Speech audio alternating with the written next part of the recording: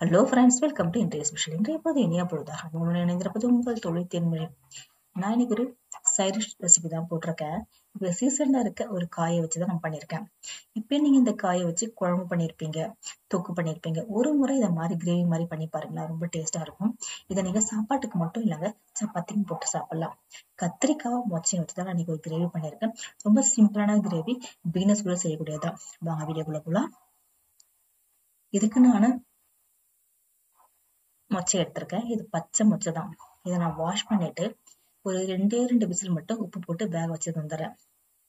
இந்த மொச்சை வெந்து வந்திருக்கு பாருங்க, நல்லா வெந்து வந்திருக்கு மொச்சை. இப்ப இதற்கு தண்ணி மட்டும் சின்ன கிண்ணத்துல ஊத்தி அப்படியே மொச்சை வச்சிருக்கேன். இந்த தண்ணியை நம்ம கிரேவி செய்யும் போது யூஸ் பண்ணிக்கலாம். இப்போ ஒரு மிக்ஸி ஜார் எடுத்திருக்கேன். இதுல ரெண்டு மீடியம் சைஸ் வெங்காயம் கட் பண்ணி போட்டிருக்கேன். நானு இந்த மாதிரி பெருசா தான் கட் பண்ணி போட்டிருக்கேன், சின்ன சின்னதா கட் பண்ணி போடல. நம்ம அரைக்கதான் போறோம். கூடவே 4 பல்லு பூண்டு போட்டிருக்கேன். நீங்க தேவைப்பட்ட சின்ன வெங்காயம் தானே எடுத்துக்கலாங்க. பூண்டை நானு கட் பண்ணி போட்டிருக்கேன். அதான் உங்களுக்கு 6 பல்லா தெரியுது. இதை எடுத்து அரைச்சு தந்துடுறேன். ரொம்ப நெழுக்க அரைக்கணும்னு இல்லை, ஓரளவு 2 ஓட்டு ஓட்டினாலும் போதும் உங்களுக்கு. இதற்கிடையில பேன் வச்சிருக்கேன். பேன்ல எண்ணெய் ஊத்திருக்கேன். எண்ணெய் காஞ்சி வருது. நல்ல நல்லா யூஸ் பண்ணுங்க, ரொம்ப டேஸ்டா இருக்கும். கூடவே கடுகு சீரகம் போட்டிருக்கேன். புரிஞ்சு வர ஆரம்பிக்குது. புரிஞ்ச உடனே கருவேப்பிலை வாசல் போட்டிருக்கேன். வதக்கி விட்டு நம்ம அரைச்சு வச்சிருக்க வெங்காயம் பூண்டு விழுத போட்டுக்கலாம். போட்டு நல்லா கிளறி விடுங்க. வெங்காயம் நல்லா கிளறி வரணும். வெங்காயத்தோட பச்சை வாசனை போகணும். அப்போ என்ன ஆகணும், உங்களுக்கு கலர் நல்லா மாறி வர ஆரம்பிக்கும். அடுப்பு சிம்லயே வைங்க.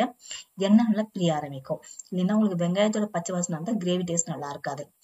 நல்லா கலரி விட்டுருக்கேன். இங்க பாருங்க, ஒரு 2 நிமிஷம் போட்டு பாத்தீங்கன்னா உங்களுக்கு வெங்காயத்தோட கலர் மாறி வந்திருக்கும்.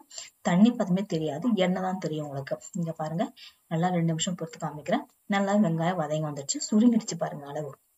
இப்ப இது கூடவே நான் தக்காளி மீடியம் சைஸ் ஒன்று கட் பண்ணி வச்சிருக்கேன். அதையும் போட்டுக்கிறேன். போட்டு நல்லா கலரி விடுங்க. தக்காளி நல்லா கலரி வரட்டும். மூடி வச்சிடலாம். அப்போ உங்களுக்கு வெங்காயம் தக்காளி சீக்கிரம் வெந்தம் வந்துடும் உங்களுக்கு. மூடி வச்சுட்டேன்.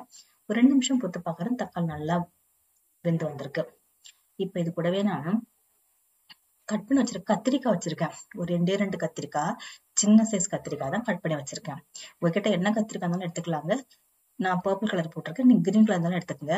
கட் பண்ணி போட்டிருக்கேன். இது நல்லா கலரி விட்டுருக்கேன். கத்திரிக்காய் உங்களுக்கு கம்மியா தான் வேணும்னா நீங்க கம்மியா கூட யூஸ் பண்ணிக்கலாம். எனக்கு கத்திரிக்காய் பிடிக்கும்னால நிறைய போட்டிருக்கேன். போட்டு நல்லா கலரி விட்டுருக்கேன். கத்திரிக்காய் போட்டு கலரி மூடி வச்சிருக்கேன். கத்திரிக்காய், தக்காளி, வெங்காயம் தண்ணியில நல்லா வதங்கி வந்துடும். மூடி வச்சிருக்கேன். ஒரு 2 நிமிஷம் கத்திரிக்காய் ஓரளவு நல்லா வெந்தே வந்திருக்கு. பிஞ்சு கத்திரிக்காய் சீக்கிரம் உங்களுக்கு வெந்தே வந்துருங்க. வெந்து வந்திருக்கு பாத்தீங்களா. இப்ப இது கூடவே நான் வேக வச்சிருக்க மொச்சையும் போட்டுக்கிறேன். மொச்சையும் போட்டு ஒரு கலரிடுறேன். இப்ப இது கூட மசாலா எல்லாம் சேர்த்துக்கலாம்.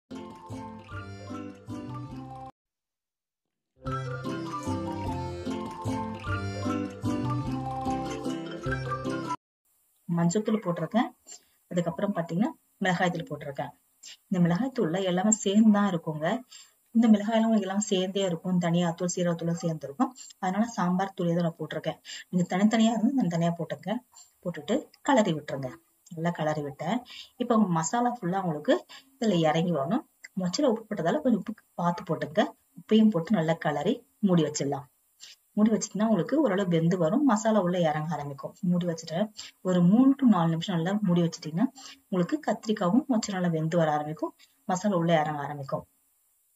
ஒரு 4 நிமிஷம் அப்படியே இருக்கட்டும் அடுப்புல. அது இதற்கிடையில நான் ஒரு மிக்ஸி ஜார் எடுத்திருக்கேன். இதுல தேங்காய் கட் பண்ணி வச்சிருக்கீங்கன்னா அதை போட்டுக்கிறேன். நீங்க திருவண்ண தேங்காயும் போட்டுக்கலாங்க. தேங்காய் நிறைய வேணும் அவசியம் இல்லை. நீங்க எடுக்கிற பொருளுக்கு ஏத்த மாதிரி நீங்க போட்டா போதும். தேங்காய் நான் போட்டிருக்கேன். 2 பல்லு இருக்குன்னு வச்சுக்கலாம், தேங்காய் பெரிய பல்லு. அது போட்டு கட் பண்ணி போட்டிருக்கேன். இது கூட சோம்பு ஒரு 1/4 ஸ்பூன் போட்டிருக்கேன் வாசனைக்காக. போட்டுட்டு நெழுக அரைக்க வேண்டாங்க. ஜஸ்ட் ஒரு ரிவர்ஸ்ல 2 ஓட்டி ஓட்டினீங்களா போதும். உங்களுக்கு ஒரு 3 தான் இருக்கணும். அப்பதான் டேஸ்டா இருக்கும் சாப்பிடறதுக்கு. இந்த மாதிரி ஓட்டிட்டு வந்திருக்கேன் பாருங்க. 3 தான் இருக்கு. இப்ப இது பாருங்க, கத்திரிக்காவும் மொச்சை நல்லா வெந்து வந்திருக்கு. கலர் நல்லா உள்ள இறங்கியிருக்கு மசாலாலாம். இப்ப மேலே இந்த அரைச்ச தேங்காயும் போட்டுக்கலாம். போட்டு நல்லா கிளறி விடுங்க. கிளறி விட்டு உப்பு அதை பாத்துருங்க. கிளறி விட்டு மூடி வச்சிடலாம். அதுக்கு முன்னாடி நம்ம மொச்சையில வேக வச்சு தண்ணி கொஞ்சம் இருக்கு தெரியுங்களா, அதை சேர்த்துக்கிறேன். அதை வேஸ்ட் பண்ண வேண்டாம், ஏன்னா அதுல சத்து நிறையவே இருக்கும். அதையும் சேர்த்து ஒரு கிளறி மூடி வச்சுட்டேன். ஒரு 3 மினிட்ஸ் போட்டு நீங்க இறக்கிடலாம். ஒரு சூப்பரான கத்திரிக்காய் மொச்சை கிரேவி ரெடி ஆயிடுச்சு. இதை தொக்க நீங்க சாப்பாட்டுக்கும் போட்டு சாப்பிடலாம். சப்பாத்திக்கு ரொம்ப நல்லாவே இருக்கும். இது தயிர் சாதத்துக்கும் ரசத்துக்கும் செம்மையான காம்பினேஷனா இருக்குங்க. ட்ரை பண்ணி பாருங்க.